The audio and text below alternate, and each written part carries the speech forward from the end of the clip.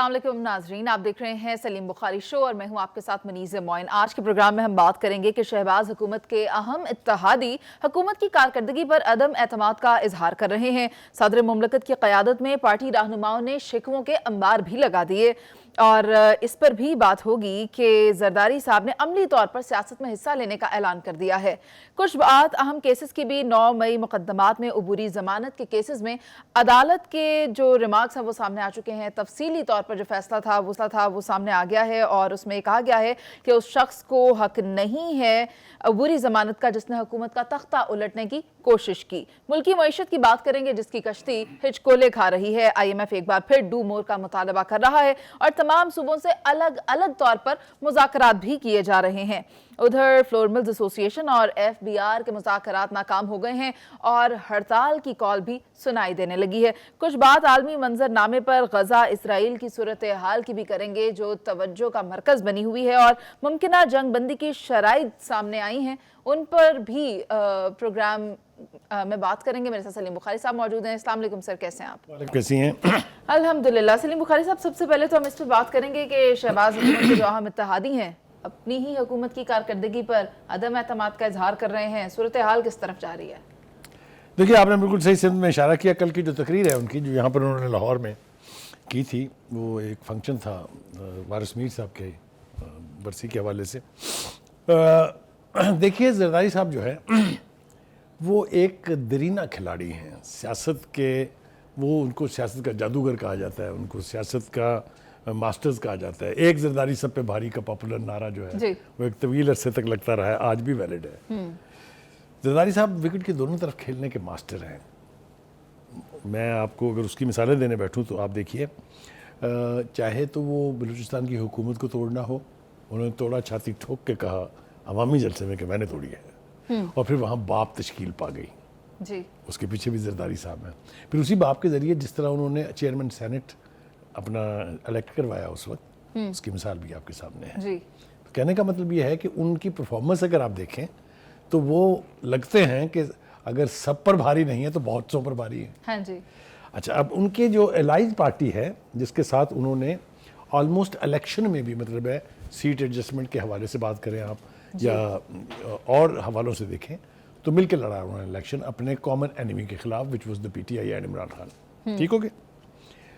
لیکن 9 فروری کے انتخابات کے بعد سے پھر زرداری صاحب نے اچانک ایک پلٹا کھایا اور وہ اپنی ٹرمز ڈکٹیٹ کرانے کی پوزیشن میں آ گئے۔ اچھا، انہوں نے ابتدائی طور پہ فیصلہ یہ کیا کہ ہم حکومت میں شامل نہیں ہوں گے، نہیں ہوئے۔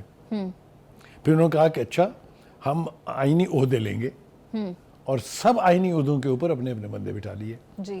تفصیل ہم کئی دفعہ اپنے پروگرام میں اپنے ناظرین کو بتا چکے ہیں، چاہے وہ ایوان صدر پر قبضہ کہہ لیجئے یا وہاں پر صدر بننا کہہ لیجئے۔ اس کے بعد آپ دیکھیے، ڈپٹی اسپیکر ہے نیشنل اسمبلی میں، سینٹ کا چیئرمین ہے، 2 صوبوں کے گورنر ہیں۔ ابھی بات ہو رہی ہے کہ جو ساؤتھ پنجاب ہے اس میں DC کمشنر اور DPO لیول تک بھی ان کو ذرا تھوڑی سی یعنی رسائی دی جائے، تھوڑی سپیس دی جائے، وہ بھی ہو رہا ہے، میرے خیال سے ہو کے رہے گا۔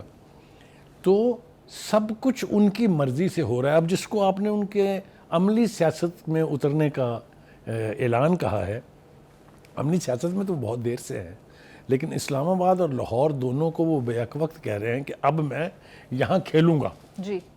اور بظاہر تو وہ اعلان یہ کر رہے ہیں کہ میں اپنی پارٹی کو ری آرگنائز کروں گا، جوان لوگوں کو آگے لے کے آئیں گے، بابے وہ فارغ کرنے کے موڈ میں دکھائی دیتے ہیں۔ یہ بنیادی طور پر اپروچ جو ہے وہ بلاول زرداری صاحب کی ہے۔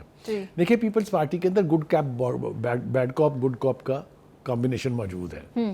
آصف زرداری صاحب جو ہے وہ ڈسائل ہیں، بہت سافٹ ہیں، کہتے ہیں اپنے حریف کو جب مناتا ہوں تو ہاتھ جوڑتا ہوں، اس کے پاؤں پہ ہاتھ رکھتا ہوں۔ یہ آپ نے ویڈیو دیکھی ہوئی ہے، پرومو کے طور پہ چلتی ہے۔ تو یہ وہ اس کام کے وہ ماسٹر ہیں۔ لیکن بلاول جو ہیں وہ عادی ہیں تلخ بات کرنے کے، سٹرونگ بات کرنے کے۔ ان کے بیانات چاہے وہ 9 فروری سے پہلے کے ہیں چاہے 9 فروری کے بعد کے ہیں، آپ دیکھیے کافی غسیلے بھی ہیں اور کافی ہیویلی لوڈڈ بھی ہیں۔ 9 مئی کے ساتھ آپ 8 فروری مکس کر رہے ہیں شاید؟ ہاں نہیں، میں 8 فروری کہنا چاہ رہا ہوں، وہ 9 میرے منہ سے نکل جاتا ہے کیونکہ آپ نے اس کی طرف اشارہ تو کیا ہے، لہذا 9 دماغ کے اوپر سوار تو ہے اور ہونی بھی چاہیے۔ جس طرح کا فیصلہ آیا اس کے اوپر ابھی بات کرتے ہیں۔ اب آج جناب دیکھنا یہ ہے کہ آصف زرداری صاحب یہ سب کیوں کر رہے ہیں. انہوں نے اپنی اس تقریر میں کافی تفریح لی ہے نون لیگ کی. جب میں کہتا ہوں تفریح لی ہے تو اس کا مطلب ہے کہ بڑا بٹرلی کرٹیسائز کیا ہے. ان کا ان سے حکومت نہیں چل رہی, یعنی جس کا وہ otherwise suppose to be part and parcel ہیں, وہ کہہ رہے ہیں ان سے حکومت نہیں چل رہی. مجھے اچھی طرح سے یاد ہے جب پی ڈی ایم کی حکومت تھی تو آئی ایم ایف کے ساتھ جو مذاکرات کیے گئے تھے اس پر پیپلز پارٹی کی لیڈرشپ نے بڑے تعریفوں کے پل باندھ دیے تھے کہ کمال کر دیا. جو کچھ خان صاحب چھوڑ کے گئے تھے وہاں سے آئی ایم ایف کے ساتھ معاہدہ کر لینا, پھر وہ ریلیز کروا لینا, پہلی قسط بہت بڑی کامیابی مجھے یاد ہے اچھی طرح. سر ایک بڑی امپورٹنٹ بات میرے ذہن میں آ رہی ہے, لیکن آپ مجھے زیادہ ایلیبوریٹ کر سکتے ہیں. کہیں یہ 2.5 سال کی باری تو نہیں لگی ہوئی؟ دیکھیے باری اگر لگی ہوئی ہے تو بظاہر تو اس کا کوئی وجود نہیں ہے. مینڈیٹ جس کے پاس ہے اس کے پاس ہے. کہیں یہ باری کا گراؤنڈ تو نہیں تیار کیا جا رہا؟ لیکن ہمارے ہاں یہ رواج ہے. آپ دیکھیے 2 حکومتیں پیپلز پارٹی کی ہاف وے تھرو گھر بھیج دی گئیں, 3 حکومتیں نون لیگ کی ہاف وے تھرو گھر بھیج دی گئیں. کبھی یہ کارنامہ سر انجام دیا فوجی ڈکٹیٹروں نے اور کبھی یہ کارنامہ انجام دیا ہماری عظیم عدلیہ نے. ٹھیک ہے, تفصیل کا وقت نہیں ہے, پھر کسی وقت تفصیل سے آگاہ کریں گے. تو یہ بات بالکل ٹھیک ہے کہ اس وقت جو گراؤنڈ سچویشن ہے اس میں زرداری صاحب جو کچھ بھی کہہ رہے ہیں اس کا نوٹس لیا جانا چاہیے. تو میں جیسا کہہ رہا تھا یہ کہ اب وہ کریٹیکل ہیں آئی ایم ایف کی ہینڈلنگ کے اوپر بھی. ان کا خیال یہ ہے کہ آئی ایم ایف کے ساتھ جو مذاکرات ہو رہے ہیں وہ ایک طرح سے عوام کا امتحان لیا جا رہا ہے. دیکھیے یہ پاپولر پلس کی بات ہے, یہ بات فوری طور پہ ان کی بائی کرے گی عوام کہ آئی ایم ایف کے ساتھ معاہدہ ہونے کے بعد سے دیکھیے بجٹ کے اندر کیا صورتحال بن گئی ہے, کیا گلا گھونٹا ہے سیلریڈ کلاس کا. تو زرداری صاحب جو ہیں ان کو یہ پتہ ہوتا ہے کہ کون سی سیاسی درفنتنی کب چھوڑنی ہے اور کب اس کو پذیرائی ملے گی. تو اس اعتبار سے اگر آپ دیکھیں تو زرداری صاحب جو ہیں وہ کھل کے کھیل رہے ہیں, کھل کے کھیلنا شروع ہو گئے ہیں. دھمکی بھی انہوں نے امپلائڈلی دھمکی بھی لگائی ہے کہ تیار ہو جائے. دوسری طرف یہ ہے کہ ہم نے دیکھا کہ آل along دا گراؤنڈ جب سے بھی وہ سیاست میں ہیں, جو اشرافیہ ہے یا جس کو ہم بہت سارے نام ہیں نا ہم رکھے ہوئے اس کے, کوئی کہتا ہے وہ اخلائی مخلوق ہے, کوئی کہتا ہے وہ فوجی قیادت ہے, کوئی کہتا ہے وہ اسٹیبلشمنٹ ہے, مختلف ناموں سے ہم ان کو پکارتے ہیں. ان کے ساتھ زرداری صاحب نے کبھی نہیں بگاڑی ہے. صرف ایک دفعہ بگاڑی تھی, مجھے اچھی طرح سے یاد ہے, جب وہ دبئی میں تھے اور انہوں نے کہا تھا اینٹ سے اینٹ بجا دیں گے. یاد ہے مشرف صاحب کا دور تھا, تو اس وقت وہ بات ہمیں سمجھ بھی آتی تھی سیاسی اعتبار سے.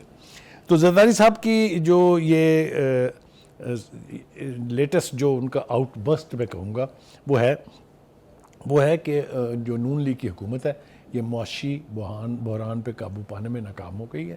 اس کی آئی ایم ایف پالیسیز کے تحت عوام الناس کو بڑی بھاری قیمت چکانی پڑ رہی ہے. جیسا میں نے کہا یہ وہ دانہ ہے جو ہر کوئی چگ لے گا, اس لیے کہ ایسا گراؤنڈ کے اوپر ہوتا دکھائی دے رہا ہے. سلیم بخاری صاحب بجٹ کو حمایت تو دے دی نا, اپنی ٹرم سامنے رکھ کر, تو پھر برابر کے شراکت دار نہ ہوئے؟ آپ نے میرا وہ جملہ شاید غور سے نہیں سنا کہ آصف زرداری صاحب وکٹ کے دونوں طرف کھیلنے کے ماسٹر ہیں. ٹھیک ہے جی بالکل ٹھیک آپ نے کہا کہ جو بھی کڑا وقت آیا, جو بجٹ پاس کرانا بہت کڑا وقت ہوتا ہے, اس وقت انہوں نے تھوڑا سا بلاول زرداری صاحب نے نخرہ دکھایا, پھر وہ اپنے چیمبر میں جا کے بیٹھ گئے, پھر 3 سینئر بندے جو ہیں وہ نون لیگ کے گئے, انہیں بنا لیا اور لوگوں نے آ کے ووٹ دے دیا. اینی وے, تو یہ مزید کتنی دیر چلے گا یہ میں نہیں کہہ سکتا ہوں, لیکن یہ اچھا اومن نہیں ہے. اس میں کچھ بھی ہو سکتا ہے. وہ جو بات آپ نے کی ہاف وے تھرو کی وہ بھی ہو سکتا ہے, اس میں کائے بھی پلٹ سکتی ہے, اس میں کچھ بھی اچانک ہو سکتا ہے, کیونکہ گراؤنڈ سچویشن کے اوپر نون لیگ کی مکمل گرفت نہیں ہے. ٹھیک ہو گیا جی. سر ایک اور چیز میں اگر آپ سے پوچھوں تو مجھے یہ بتا دیں کہ یہ جو نون لیگ کی حکومت ہے یہ پیپلز پارٹی کو اکوموڈیٹ کیوں نہیں کرتی بجٹ کے معاملات میں؟ یہ جو ابھی شکایت درج کروائی گئی ہے پاکستان پیپلز پارٹی کے کارکنان کی طرف سے زرداری صاحب کے سامنے, ہمیشہ سے ہی یہ سلسلہ چلا آ رہا ہے. آپ کراچی کو بھی دیکھ لیں, وہاں پر بھی یہی شکایات ہے پروجیکٹس کی. آصف زرداری صاحب نے تو شاید یہ نہیں کہا, لیکن بلاول بھٹو زرداری صاحب نے بڑے کھلے الفاظ میں کہا ہے کہ بجٹ میں ہمیں as a stake holder confidence میں نہیں لیا گیا. خاص طور سے جو انہوں نے حوالہ دیا فائنانس بل میں جو پروویژنز رکھی گئی ہیں, جو ٹیکسیشن کی یعنی بنیاد بنی ہیں چیزیں, اس پر وہ کہتے ہیں کہ ہمیں کانفیڈنس میں نہیں لیا گیا. اور اگر یہ نون لیگ نے واقعتاً کیا ہے تو یہ میرے خیال سے ایک سیاسی غلطی ضرور ہے. ان کے پاس یہ جسٹیفیکیشن ہے کہنے کی کہ ہمارا ذمہ دوست طاری صاحب کی آنے والے دنوں میں آپ کو اور بہت سی مزیدار باتیں جو ہیں اس کا تذکرہ کرنا پڑے گا پروگرام میں، وہ ہمارے موضوع بحث رہیں گے. چارج شیٹ کی طرف آ رہے ہیں آپ؟ اب آپ مجھے چارج شیٹ کی طرف لے جانا چاہ رہی ہیں تو میں میرے پاس چوائس نہیں ہے، آپ کہیں گی تو میں آ جاؤں گا. دیکھیں جناب، یہ فیصلہ جب آیا تھا کہ جی وہ ضمانت کی جو درخواستیں تھیں وہ منسوخ ہو گئی ہیں، تو لگا کہ روٹین کا معاملہ ہے، ٹھیک ہے، ایسا کیس وکلا نے ٹھیک نہیں لڑا ہوگا یا کمزور آرگومنٹ ہوگا، لیکن یہ تفصیلی فیصلے نے تو میرے ہوش اڑا دیے ہیں. آپ کہیں یہ جو واقعتاً آپ ٹھیک کہہ رہی ہیں، it's a very serious charge sheet. It's a, اگر آپ if you believe all what has been said, یہ تو سیڈیشن کا کیس ہے، یہ تو حکومت کے خلاف بغاوت اسٹیبلش کر دی ہے اس کورٹ نے اس لیول پہ. آگے جا کے کیا بنے گا یہ میں نہیں کہہ سکتا ہوں ابھی کچھ، کیونکہ یہ کام اعلیٰ عدلیہ کا ہے، لیکن اگر ہم اس کی چند بنیادی چیزیں ہی پڑھ دیں تو آپ مزے جائیں گے جس کو کہتے ہیں. دیکھیے جناب، عبوری ضمانت معصوم فرد کا حق ہے، اس درخواست گزار کا حق نہیں ہے جس نے پی ٹی آئی کی دیگر قیادت سے مل کر سازش کر کے ریاست کے خلاف جنگ کی. لک ایٹ دا ورڈز، ریاست کے خلاف جنگ کی. عبوری ضمانت اس کا حق نہیں ہے جس نے حکومت کا تختہ الٹنے کی سازش کی. یہ تحریری فیصلے کی میں آپ کو شکل سنا رہا ہوں، یعنی ایک ایک کر کے. درخواست گزار کا مبینہ جرم سے تعلق ثابت کرنے کے لیے مناسب گراؤنڈ موجود نہیں ہے، اس لیے پی ٹی آئی کی اور پی ٹی آئی کی لیڈرشپ کی عبوری ضمانتوں کی درخواستیں مسترد کی جاتی ہیں. ابھی یہاں ختم نہیں ہوئی یہ بات، آگے چلیے جناب.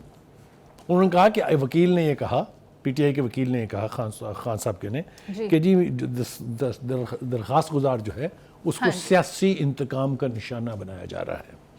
ان دلائل میں وزن نہیں، عدالت کہہ رہی ہے، ان دلائل میں وزن نہیں، مجرمانہ سازش سے پرامن اجتماع کو دہشت گرد بن جاتا ہے. یعنی جو آپ جس کو کہہ رہے ہیں کہ جی یہ تمہارا پرامن احتجاج تھا، جس بیک گراؤنڈ میں یہ ہوا، جو اس کے پیچھے سازش تھی، یہی گروہ جو ہے وہ دہشت گرد بن جانا ضروری تھا، اور دہشت گرد بن گیا جو واقعات ہوئے 9 مئی کو. دوسری بات یہ ہے، درخواست گزار اس فعل سے اپنے جرم پر عمل درآمد کے بنیادی حق کو کھو بیٹھا ہے.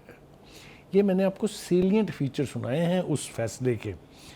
اگر میں اس کی تفصیل میں جاؤں تو جج صاحب نے اپنے فیصلے سے یہ ثابت کر دیا ہے کہ 9 مئی کی سازش بانی پی ٹی آئی نے تیار کی تھی، بانی پی ٹی آئی نے انسٹرکشنز جاری کی تھی، بانی پی ٹی آئی نے کہا تھا کہ اگر مجھے پکڑا گیا تو کون اس پورے یعنی جلوس یا اس جو موب ہے اس کی قیادت کرے گا، کون قیادت کرے گا، اور اس کا نام بھی یاسمین راشد. اور آپ نے دیکھا کہ جو چاہے وہ عسکری ٹاور تھا، چاہے وہ کور کمانڈر کا گھر تھا، محترمہ ہر جگہ دکھائی تو دی تھی نا، اور قیادت کرتی ہوئی بھی نظر آئی تھی. یہ ویڈیوز موجود ہیں. تو اس فیصلے کی رو سے تو بانی پی ٹی آئی سخت مشکل میں ہے. کیا ان کو اپیل میں جانے کا رائٹ ہے؟ دیکھیے اس کی اپیل تو ضرور ہوگی، لیکن ایک بات یاد رکھیے کہ جو بنیاد ٹرائل کورٹ کی لیول کے اوپر بنا دی جاتی ہیں ان کو انڈو کرنا بہت مشکل ہوتا ہے. یہ فیصلہ اگر اسی طرح سے لے کے آپ اپیل میں جائیں گے تو آپ کی اپیل کے منظور ہونے کے امکانات بہت معدوم ہیں. تو ہیونگ سیڈ دس، مشکلات تو اور بھی بہت ساری ہیں. پی ٹی آئی کے جو قائد ہیں جیل میں ہیں، ان کا ٹرائل سارا جو ہے بہت سارے مقدمات میں جیل میں ہو رہا ہے، اور مقدمات کا حوالہ اس وقت دینا ضروری نہیں ہے. 190 ملین پاؤنڈ کا جو کیس ہے اس کی ہو رہی ہے. بے پناہ کیسز تو پینڈنگ ہے، لیکن بے پناہ کیسز میں پروسیڈنگز چل رہی ہیں. ٹھیک ہے، عدت کے کیس میں پروسیڈنگ چل رہی ہے. تو کہنے کا مطلب یہ ہے کہ یہ مجھے یوں لگتا ہے کہ اگر اس کو میں بالکل اس کی اسپرٹ میں دیکھوں تو بانی پی ٹی آئی کے گرد دائرہ مجھے تنگ ہوتا دکھائی دے رہا ہے. ٹھیک ہے سلیم بخاری صاحب. آئی ایم ایف کے ماہرین نے پاکستانی حکومت کے ساتھ ورچوئل مذاکرات کیے ہیں، اور کیا نکات رکھے ہیں سامنے سلیم بخاری صاحب؟ دیکھیے ہمیں بات تو اس پہ تفصیل سے کرنی تھی، لیکن چونکہ وقت کی کمی ہمیشہ آڑے آ جاتی ہے. پہلی بات تو یہ ہے کہ آئی ایم ایف نے اپنے پریشر کے تحت صوبوں سے زراعت پر انکم ٹیکس کو تسلیم کروا لیا ہے. یہ بحث کو پچھلے 30-35 برس سے چل رہی تھی کہ ایک امپورٹنٹ سیگمنٹ جو بگ لینڈ ہولڈرز ہیں ان سے زرعی ٹیکس لینا چاہیے، اور اگر یہ ہم امپلیمنٹ کر چکے ہوتے تو اب ہمیں کشکول لے کے آئی ایم ایف کے پاس جانے کی ضرورت نہیں ہوتی، اس لیے کہ 80% جو ہمارا ملک ہے اس میں زراعت جو ہے وہ بیس تھی, ایگرو بیسڈ ہماری اکانومی ہے ساری, تو وہ اس میں کامیاب ہو گئے ہیں کہ جناب ایسے تو کرنا پینا ہے. جی جو اچھی بات ہے وہ یہ کہ اس پہ صوبے بھی تیار ہو گئے ہیں, ورنہ پہلے ریزرویشنز ہوتی تھی صوبوں کی, وفاق کی خواہش تھی کہ زرعی ٹیکس لیا جائے لیکن صوبے نہیں مانتے تھے. اس دفعہ صوبے بھی مان گئے, اور اب جو لیٹسٹ اطلاعات ہمارے پاس ہیں وہ یہ ہے کہ انہوں نے زرعی ٹیکس آمدن پر ٹیکس کی وصولی کا پلان مرتب کرنے کے لیے آئی ایم ایف کو کہا کہ ہمیں 2 دن دے دیں. جی تو وہ پلان اب سبمٹ کریں گے. 12 جولائی کو. اور دوسری بات یہ کہ اس میں کے پی کے کی گورنمنٹ بھی شامل ہے, اس نے بھی یہ ٹیکس دینا ایگری کر لیا ہے. یہ ایک اچھا اومن ہے, لیکن سوال پھر وہ اپنی جگہ ہی ہے کہ کیا دل سے یہ لوگ ٹیکس دیں گے, یا انکم ٹیکس کی طرح یہاں بھی اشرافیہ یعنی جو بگ لینڈ ہولڈرز ہیں ان کو استثناء حاصل ہوگا, اور غریب کسان جو ہے بیچارہ مارا جائے گا. غریب کسان کے لیے ویسے تو بہت کچھ کیا جا رہا ہے, سولرائزیشن کی طرف ٹیوب ویلوں پر سولر دے رہے ہیں, کسان کارڈ بھی بن گیا ہے, وہ بھی ہے, لیکن یہ جو اشرافیہ ایگرو بیسڈ اکانومی کے اوپر قابض ہے ان سے ٹیکس لینا جو ہے وہ بہت ضروری ہے. اور جیسا میں نے کہا کہ اگر ہم اس میں کامیاب ہو جاتے ہیں تو ہمارے بہت سے معاشی مسائل جو ہیں وہ حل ہو جائیں گے. دوسری طرف ہم دیکھتے ہیں جو دوسرا ایشو ہمارے سامنے ہے, مذاکرات ناکام ہوئے ہیں, وہ ہے FBR جو اور فلور ملز اور ایف بی آر کے درمیان جو مذاکرات ہو رہے تھے کہ خدا کے واسطے یہ جو 200 روپے فی تھیلا ٹیکس آپ نے لگا دیا ود ہولڈنگ ٹیکس, یہ واپس لے لو, آٹا مہنگا ہو جائے گا اور لوگ ہماری جان کو آئیں گے. جی وہ مذاکرات جو ہے وہ چونکہ ناکام ہو گئے ہیں, اس لیے ابھی ٹینشن موجود ہے, جس کے نتیجے میں فلور ملز ایسوسی ایشن جو ہے اس نے پاکستان بھر میں آٹے کی ملیں بند کر دی ہیں. تو مجھے تو یہ لگ رہا ہے کہ یہ ایک طرح سے اعلامیہ ہے, وارننگ سگنل ہے کہ بھائی آٹے کے بحران کے لیے بھی تیار رہیں. دیکھیں ملیں آٹا نہیں بنائیں گی, ملیں آٹا نہیں تقسیم کریں گی تو مارکیٹ سے آٹا شارٹ ہوگا. تو آپ خود ہی سوچ لیں کہ پھر کیا ہونے جا رہا ہے. ایک طرف یہ ہے. دوسری طرف یہ ہے کہ کسانوں کے ساتھ ہم نے سلوک بہت برا کیا ہوا ہے. آپ کو یاد ہے کہ گندم کی سپورٹ پرائس جو ہے وہ 3900 روپے جو ہے طے ہوئی تھی, 3200 روپے پہ لے کے کسان سڑکوں کے اوپر اپنی گندم رکھ کے بیٹھے رہے ہیں. وہ منظرنامے ہم نے دیکھے بھی, ہم نے اس کے اوپر پروگرام بھی اور کیا. یہ جو ابھی صورتحال بنی جس پر کسان بڑے ہی پریشان حال نظر آئے. میں نے کہا نا آپ سے کہ ایک طرف تو کسانوں کے ساتھ آپ کا یہ سلوک ہے حکومتی سطح پر, دوسری طرف ملز مالکان کے ساتھ بھی آپ بیٹھ کے کوئی فیصلہ کرنے کے لیے تیار نہیں ہیں. تو اوور آل میں ایک طرح کا آٹے کا بحران جو ہے وہ کئی سالوں کے بعد پھر سے ایمرج کرتا ہوا مجھے دکھائی دے رہا ہے. ہم توقع کرتے ہیں کہ حکومت, چاہے ایف بی آر ہے چاہے وزارت خزانہ ہے, ان کو چاہیے کہ in the greater spirit of understanding and giving relief to the poor man, کیونکہ آٹا جو ہے نا یہ صرف اشرافیہ نہیں, آٹا تو ہر گھر میں کھایا جاتا ہے نا, تو خدا کے واسطے رحم کریں ان کے حال کے اوپر, اور جتنا ریلیف ان کو آپ دے سکتے ہیں. اگر یہ 200 روپے تھیلے کے اوپر جو ٹیکس آپ نے لگایا ہے اس کو واپس لینے سے صورتحال سنبھل سکتی ہے, بہتری آ سکتی ہے اس کی, تو اس کو ضرور کنسیڈر کرنا چاہیے اور اس کو ختم کر دینا چاہیے. ایگزیکٹلی. اور جہاں ابھی ہم دیکھ رہے ہیں کہ کئی فلور ملز بند ہو گئی ہیں, وہاں یہ فیصلہ بر وقت کہا جا سکتا ہے اگر لے لیا جائے تو. ٹھیک ہے سلیم بخاری صاحب, ہم نے عالمی منظرنامے پر غزہ کی صورتحال پر بھی بات کرنی ہے. اسرائیل حماس کے جو مذاکرات ہیں اس کے حوالے سے جنگ بندی کے لیے جو بھی ٹرمز ہیں وہ اب سامنے آ چکے ہیں. سلیم بخاری صاحب, کیا ٹرمز طے ہوئے ہیں دونوں کے درمیان؟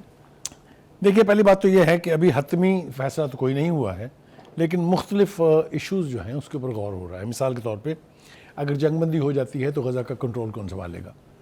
سب سے اہم سوال یہ ہے. حماس اس پر قطعاً تیار نہیں تھی کہ وہ سارا کنٹرول جو ہے نیتن یاہو کی حکومت جو ہے اس کو مل جائے یا اسرائیل کی فوجیوں کو مل جائے. لہٰذا اپیرنٹلی طے یہ ہوا ہے کہ ایک نئی فورس تخلیق کی جائے گی جس کو امریکہ اور معتدل عرب جو ممالک ہیں ان کی حمایت حاصل ہوگی. 2500 کے قریب لوگ جو ہیں وہ فلسطینی اتھارٹی سے لیے جائیں گے جو غزہ کا کنٹرول سنبھال لیں گے. صحیح. تو ایک تو اس سے مجھے یہ لگ رہا ہے کہ شاید اب جنگ بندی والی بات حقیقت کا روپ اختیار کرنے والی ہے. یہ ایک میرے نزدیک انڈیکیٹر ہے. ٹھیک ہو کہ دوسری بات یہ ہے کہ جو حزب اللہ کے سربراہ ہیں حسن نصر اللہ, وہ یہ کہتے ہیں کہ اسرائیل جو ہے یہ غزہ میں ناکام ہو چکا ہے, اس لیے کہ جو آبجیکٹو وہ اچیو کرنا چاہتا تھا, قتل و غارت بہت کی انہوں نے, تباہی بھی بہت کی انہوں نے, لیکن حماس کو ختم کرنے کا خواب شرمندہ تعبیر نہیں ہوا. جی ٹھیک ہے.